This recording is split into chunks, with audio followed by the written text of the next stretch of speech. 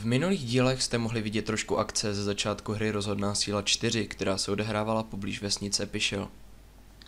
V posledním díle jsme s naším družstvem čekali na příchod 2 zvědů, co byli v našich zádech, ale eventuálně jsme je ignorovali a běželi na pomoc naší armádě dopředu. Po cestě tam jsme dokonce pobrali několik našich dalších vojáků, kteří byli roztroušeni v zadnějších liniích bojiště. Nakonec jsme dorazili již k vyhrané bitvě, kde velitel od agenta vyzvídá, kde jsou naše další cíle. Byl to trezor a potom klíč. Naše armáda byla rozdělena na 2 družstva, která ve stejný čas útočila na jeden z těchto 2 cílů, které si družstvo vzalo na starost. Ihned po rozchodu jsme se dostali pod palbu zvědů, kteří nás pronásledovali celou dobu. Na naší straně nebyly žádné ztráty, ale opět jsme trávili desítky minut čekáním na ně.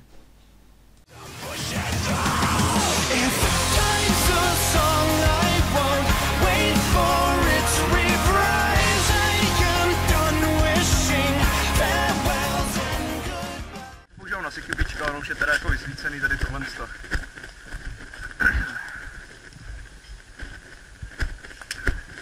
Jo no.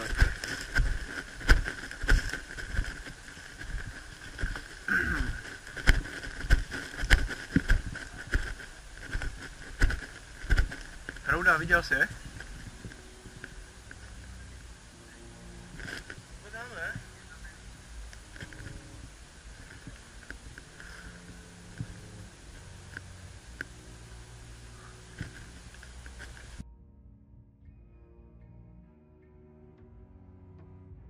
Ona ještě jeden tady, vás budeme kryt. To je prostě nechám.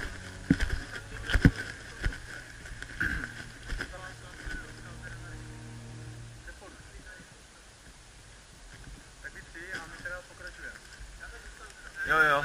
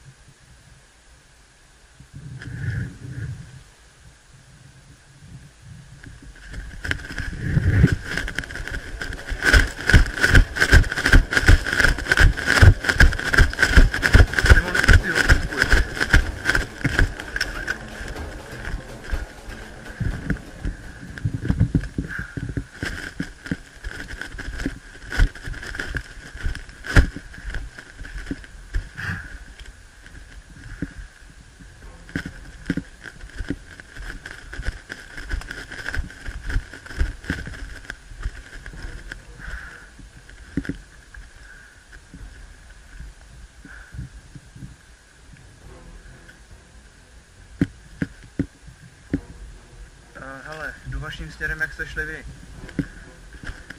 Jdu směrem, jak jste šli vy, nestřílejte do typka v multikamu.